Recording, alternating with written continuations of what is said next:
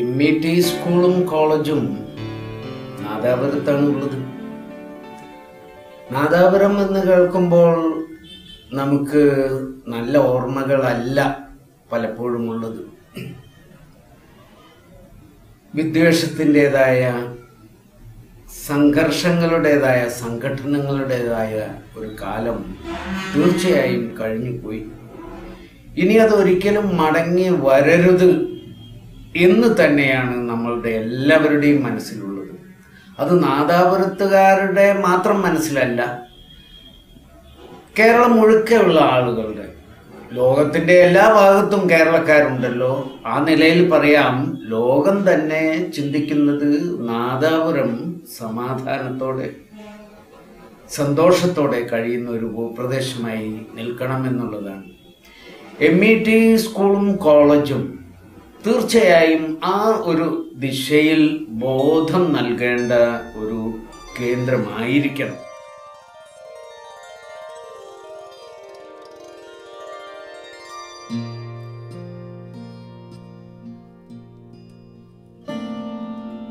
Public സ്കൂളുമായി എനിക്കൊരു ആത്മബന്ധമുണ്ട്. അതിൻ്റെ ആദ്യഘട്ടത്തിൽ അതിൻ്റെ വിധാതാക്കൾ, അതിൻ്റെ നിർമ്മാതാക്കൾ എന്നെ പലവട്ടം അവിടെ ക്ഷണിക്കുകയും പല പരിപാടികളിലായി പങ്കെടുക്കുകയും ചെയ്തിട്ടുണ്ട്. MITയുടെ രക്ഷിതാക്കൾക്കുള്ള അവബോധ പരിശീലന ക്ലാസ്സുകളിൽ ഞാൻ ഒരു പരിശീലകനായോ അധ്യാപകനായോ പങ്കെടുത്തിട്ടുണ്ട്. വിദ്യാർത്ഥികളുടെ പരിശീലന കളരിയിൽ ഈ അടുത്ത കാലത്ത് പോലും ഞാൻ ഒരു പരിശീലകനായി പങ്കെടുത്തിരുന്നു. ഒരു പ്രദേശത്തിന് വേണ്ടി ഒരു സ്കൂളിന് എന്ത് ചെയ്യുവാൻ സാധിക്കും എന്നുള്ളത് MIT പബ്ലിക് സ്കൂൾ അതിൻ്റെ ആദ്യഘട്ടത്തിൽ തന്നെ വ്യക്തമാക്കിയിട്ടുണ്ട്. ഇന്ന് നമുക്ക് അനിവാര്യമായി വന്നിരിക്കുന്നതും അതാണ്. ഒരു പ്രദേശത്ത്, പ്രത്യേകിച്ച് പിന്നോക്കാവസ്ഥയിൽ നിൽക്കുന്ന ഒരു പ്രദേശത്ത്, സാമ്പത്തികമായ നേട്ടങ്ങളോ ഉന്നതിയോ ഒക്കെ ഉണ്ടാക്കുമ്പോൾ പോലും വിദ്യാഭ്യാസപരമായോ മറ്റ് സാംസ്കാരിക രംഗത്തോ ഉള്ള പിന്നാക്കാവസ്ഥ നിലനിൽക്കുന്ന ഒരു പ്രദേശത്ത് വിദ്യാഭ്യാസ സ്ഥാപനത്തിന് സാരമായ മാറ്റങ്ങൾ ഉണ്ടാക്കുവാൻ സാധിക്കുകയുള്ളൂ. വിദ്യാഭ്യാസ സ്ഥാപനം കുറെ ഡിഗ്രി നേടുന്ന ആളുകളെ മാത്രമല്ല ഉണ്ടാക്കിയെടുക്കുന്നത്. അത് ആ പ്രദേശത്തിൻ്റെ സാംസ്കാരികവും സാമൂഹികവുമായ രംഗത്ത് ഇടപെടുന്ന ക്രിയാത്മകമായ മനസ്സുള്ളവരെ കൂടിയാണ് ഉണ്ടാക്കിയെടുക്കുന്നത്. നാദാപുരം രാഷ്ട്രീയ സാമൂഹിക സാഹചര്യങ്ങളാൽ സവിശേഷമായ ഒരു ഘട്ടത്തിലെത്തി നിൽക്കുന്ന കാലമാണ്. അവിടുത്തെ സമാധാന അന്തരീക്ഷവും സംഘർഷത്തെ ഇല്ലാതാക്കുകയും ചെയ്യുന്ന തരത്തിലുള്ള ഒരു അന്തരീക്ഷം ഉണ്ടാക്കിയെടുക്കുവാൻ വിദ്യാഭ്യാസ സമ്പന്നർക്കായിരിക്കും സാധിക്കുക. ഒരു സെക്കുലർ സൊസൈറ്റിയുടെ നിർമ്മാണം ഉണ്ടാകുന്നതിന് സെക്കുലർ എഡ്യൂക്കേഷൻ തന്നെയാണ് ആവശ്യമായി നിൽക്കുന്നത്. MIT പബ്ലിക് സ്കൂൾ പ്രതിനിധാനം ചെയ്യുന്നത് ഒരു സെക്കുലർ വിദ്യാഭ്യാസത്തെയാണ്. അതുകൊണ്ട് തന്നെ ഈ സെക്കുലർ വിദ്യാഭ്യാസത്തിൽ അടിയൂന്നി നിൽക്കുന്ന ഈ വിദ്യാഭ്യാസ സ്ഥാപനത്തിന് അതിൻ്റെ ആദ്യഘട്ടം പിന്നിട്ട് നിൽക്കുന്ന ഈ കാലത്ത് ഒരു പുതിയ ഊർജം അനിവാര്യമായി വന്നിരിക്കുന്നു. അതിൻ്റെ വിധാതാക്കൾ, അതിൻ്റെ സങ്കല്പനം നൽകിയിരിക്കുന്ന ആളുകൾ, നൽകിയിരിക്കുന്ന ഉദ്ദേശ്യശുദ്ധിയിലേക്കുള്ള യാത്ര നടത്തുന്നതിന്, സഞ്ചാരം നടത്തുന്നതിന്, ഉയർച്ചയിലേക്ക് പോകുന്നതിന് പുതുതായ ഒരു കാഴ്ചപ്പാടും ശാസ്ത്രീയമായ ഒരു സമീപനവും ഒപ്പം തന്നെ പുതിയ മാർഗങ്ങളും പരീക്ഷിക്കേണ്ടതുണ്ട്. വിദ്യാഭ്യാസ രംഗത്ത് ലോകത്ത് തന്നെ ഉണ്ടായിക്കൊണ്ടിരിക്കുന്ന മാറ്റങ്ങളിൽ ഏറ്റവും സാരവത്തായിട്ടുള്ളത്, പ്രത്യേകിച്ചും മുസ്ലിം പിന്നോക്കാവസ്ഥ പ്രകടമായി കിടക്കുന്ന പ്രദേശങ്ങളിൽ പരീക്ഷിക്കാവുന്ന തരത്തിലുള്ള പുതുപരിപാടികൾ MIT അവലംബിക്കേണ്ടതുണ്ട് എന്ന് എനിക്ക് തോന്നുന്നു. ഒരു ആത്മവിശകലനമാണ് സ്ഥാപനത്തെക്കുറിച്ച് ഓരോ ആളും നടത്തേണ്ടുന്നത്. തങ്ങൾ എവിടെ എത്തി നിൽക്കുന്നു എന്നുള്ളത് തിരിച്ചറിയാൻ കഴിഞ്ഞ കാലത്തെക്കുറിച്ചുള്ള ഒരു ആത്മപരിശോധന നടത്തേണ്ടതുണ്ട്. ഈ ആത്മപരിശോധന പരസ്പരം ചളിവാരിത്തേക്കാനോ കുറ്റം പറയാനോ അല്ല, സ്ഥാപനത്തിൻ്റെ ഉദ്ദേശ ലക്ഷ്യങ്ങൾ എവിടെ എത്തി എന്നുള്ളതിനുള്ള ഒരു വിശകലനമാണത്. ഈ വിശകലനം തിരുത്തലുകൾക്ക് വഴിയേകുകയുള്ളൂ. ആത്മപരിശോധന നടത്താത്ത അഥവാ കഴിഞ്ഞ കാലത്തെക്കുറിച്ചുള്ള ഒരു വിശകലനം നടത്താത്ത ഒരു വിദ്യാഭ്യാസ സ്ഥാപനവും കാലത്തെ അതിജീവിക്കുകയില്ല. അതുകൊണ്ട് തന്നെ ഇപ്പോൾ ഒരു വിശകലനം നടത്തി അതിൽ നിന്ന് ആവശ്യമായ തിരുത്തലുകൾ വരുത്തി മുന്നോട്ട് പോകുന്നത് ഇന്ന് MITയെ സംബന്ധിച്ചിടത്തോളം ഈ രണ്ടാം ഘട്ടത്തിൽ അനിവാര്യമായി വന്നിരിക്കുന്നു. ഒരു പുതിയ ഊർജം സംഭരിക്കേണ്ടതുണ്ട്, ഒരു പുതിയ സംവിധാനങ്ങൾ ഉണ്ടാക്കിയെടുക്കേണ്ടതുണ്ട്.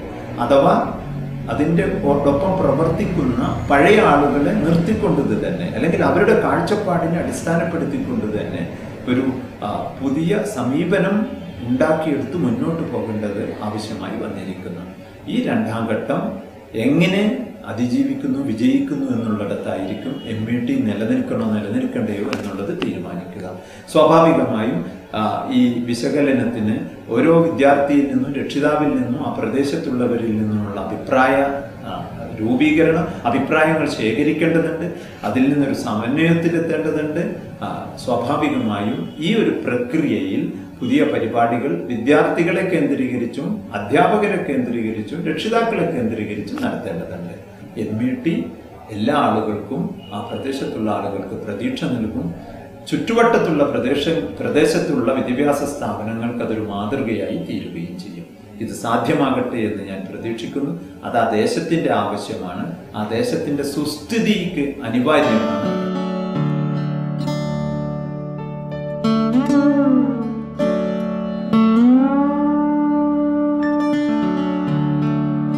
വിദ്യ എന്ന് പറഞ്ഞാൽ അറിവാണ്. അറിവ് അന്വേഷിക്കുന്നവനാണ് വിദ്യ അന്വേഷിക്കുന്നവനാണ് വിദ്യാർത്ഥി. ജീവിതമാണ് വിഷയം. ഈ ജീവിതത്തെ എങ്ങനെ കൈകാര്യം ചെയ്യണം, ജീവിതം വിജയപ്രദമാവാൻ ഏത് നിലയിലുള്ള അറിവാണോ വേണ്ടത് അതാണ് ഒരു വിദ്യാലയം നൽകേണ്ടത്. ഒരു വിദ്യാലയം ഒരിക്കലും ഒരു പപ്പടമുണ്ടാക്കുന്ന കമ്പനിയോ ഓട്ട് കമ്പനിയോ ആയി മാറുന്നില്ല. അതെന്നും ഒരു വിദ്യാസ്ഥാപനമായിരിക്കും. അതുകൊണ്ട് തന്നെ എന്നും അത് അറിവ് നൽകുന്ന കേന്ദ്രമായിരിക്കും, ബോധം നൽകുന്ന കേന്ദ്രമായിരിക്കും. ആ കേന്ദ്രം സമൂഹത്തിലെ ഒരു പ്രകാശ ഗോപുരമായി നിലനിൽക്കും. അതുകൊണ്ട് തന്നെ ഒരു വിദ്യാലയത്തോട് ബന്ധപ്പെട്ട് പ്രവർത്തിക്കാനുള്ള സൗഭാഗ്യം വന്നു ചേർന്നിരിക്കുന്ന ഏതൊരു വ്യക്തിക്കും കാലത്തിലേക്ക് പ്രവർത്തിക്കാനും തൻ്റെ പ്രവർത്തനം കാലത്തിൽ നിലനിന്ന് വളരാനും സാധിക്കുന്ന ഒരു കേന്ദ്രത്തിന് വേണ്ടിയിട്ടാണ് പ്രവർത്തിക്കുന്നത് എന്ന് നാം മനസ്സിലാക്കേണ്ടതുണ്ട്. അതുകൊണ്ട് തന്നെ ഇന്ന് MIT കോളേജുമായി, സ്കൂളുമായിട്ട് ബന്ധപ്പെട്ട് പ്രവർത്തിക്കുന്ന വ്യക്തികൾ ഭാഗ്യവാന്മാരാണ്. അതൊരു പേരുകേട്ട സ്ഥാപനമാണ്. അവിടുത്തെ കുട്ടികളുമായി ഇടപഴകാൻ എനിക്ക് അവസരം കിട്ടിയിട്ടുണ്ട്. ഇന്ന് ഈ സ്ഥാപനം എന്തായിരിക്കണമെന്ന് തീരുമാനിക്കുന്നവർ അവരുടെ മനസ്സ് ഉണരേണ്ടതാണ്. കാരണം മറ്റുള്ള ചെറിയ ചെറിയ കാര്യങ്ങളൊന്നും അവരുടെ മനസ്സിൽ തടസ്സങ്ങളായി വന്നു ചേരാൻ പാടില്ല. നമുക്ക് വേണ്ടിയിട്ടുള്ള കാര്യങ്ങളിൽ നമുക്ക് പിശുക്ക് കാണിക്കാം. എൻ്റെ വീട്ടിലേക്കുള്ള കാര്യത്തിൽ എനിക്ക് പിശുക്ക് കാണിക്കാം, എൻ്റെ കാര്യത്തിൽ എനിക്ക് പിശുക്ക് കാണിക്കാം. പക്ഷേ ഒരു വിദ്യാലയത്തിൻ്റെ കാര്യത്തിലാവുമ്പോൾ തീർച്ചയായിട്ടും നമുക്ക് ഒരു വിട്ടുവീഴ്ചയ്ക്ക് അവകാശമില്ല എന്നുള്ളതാണ്. ഒരു സ്ഥാപനം നല്ല നിലയിൽ രൂപപ്പെടുത്താൻ കഴിഞ്ഞാൽ നാം ഭാവിയിലേക്ക് ജീവിക്കേണ്ടതായിരിക്കുന്ന വ്യക്തികൾക്കാണ് ദിശ കാണിക്കുന്നത്. അതുകൊണ്ട് തന്നെ നാം ചെയ്യുന്നത് ഒരു പുണ്യകർമ്മമാണ്. ഈ പുണ്യകർമ്മം എന്നുള്ള നിലയിൽ നാം ചെയ്യുന്ന കാര്യം ഇന്നത്തേക്ക് വേണ്ടി മാത്രമല്ല, നാളത്തേക്ക് പോലും മാത്രമല്ല, അത് അനന്തകാലത്തിലേക്ക് എന്നും വിദ്യാബോധ കേന്ദ്രമായി നിൽക്കുന്ന ഒരു മഹത് കേന്ദ്രത്തിന് വേണ്ടിയിട്ടാണ്. ഈ മഹത് കേന്ദ്രത്തെ ഇന്ന് കൈകാര്യം ചെയ്യാൻ ഉത്തരവാദപ്പെട്ടിരിക്കുന്ന നിങ്ങളാകുന്ന വ്യക്തികൾ, ഭരണത്തെ അതിൻ്റെ മുന്നോട്ടുള്ള ഗതിയെ നിർണയിക്കുന്ന വ്യക്തികൾ, അവരോടാണ് എനിക്ക് പറയാനുള്ളത്. നിങ്ങൾ ചെയ്യുന്നത്, ഇത്രയും കാലം ചെയ്തുകൊണ്ടിരിക്കുന്നത് നല്ല കാര്യമാണ്. ഇനി മുന്നോട്ടും നിങ്ങൾക്കതിനുള്ള സന്മനസ്സുണ്ടാവട്ടെ. ആകാവുന്നത് പൂർണ്ണമായി ചെയ്യുക, നന്നായി ചെയ്യുക. ഈ സ്ഥാപനത്തെ ഏറ്റവും ശ്രേയസ്കരമായിരിക്കുന്ന ഒരു സ്ഥാപനമായി, കേന്ദ്രമായി, വിദ്യാബോധ കേന്ദ്രമായി രൂപപ്പെടുത്താനുള്ള കഴിവ് നിങ്ങളുടെ ഉള്ളിലുണ്ട്, നിങ്ങളുടെ മനസ്സിലുണ്ട്. നിങ്ങൾക്ക് അത് സാധ്യമാവട്ടെ. നിങ്ങളുടെ മനസ്സ് പുറമേക്ക് വരട്ടെ. നാദാപുരം എന്ന് പറയുമ്പോൾ നമ്മളെ സംബന്ധിച്ച് എറോത്ത് മൂസ ഹാജി, നിങ്ങളുടെ ഈ വിദ്യാസ്ഥാപനത്തിന്റെ പിന്നിൽ അദ്ദേഹമാകുന്ന വ്യക്തി, അദ്ദേഹത്തിന്റെ വ്യക്തിത്വം എത്രമാത്രം ഈ സ്ഥാപനത്തിന് രൂപം നൽകുന്നതിൽ ഈ നാടിന് പ്രയോജനപ്രദമായിട്ടുണ്ട് എന്നുള്ളത് നമുക്കെല്ലാവർക്കും അറിയാം. നാദാപുരത്തുകാർക്ക് മാത്രമല്ല, അകലെയുള്ള എന്നെ പോലെയുള്ള ആളുകൾ പോലും ഈ വിവരം അറിയുന്നു. അദ്ദേഹം പോയി, പക്ഷേ അദ്ദേഹം മുൻകൈയെടുത്ത് അദ്ദേഹത്തിൻ്റേത് എന്നുള്ള ചിന്തയിൽ സ്ഥാപിക്കാൻ വേണ്ടി അഹോരാത്രം പ്രയത്നിച്ച ഈ സ്ഥാപനം അദ്ദേഹത്തിൻ്റെ കാലശേഷവും മുന്നോട്ട് പോവുകയാണ്. അതേ ചിന്തയിൽ, അതേ മനസ്സിൽ നമുക്കെല്ലാവർക്കും മുന്നോട്ട് പോകാം.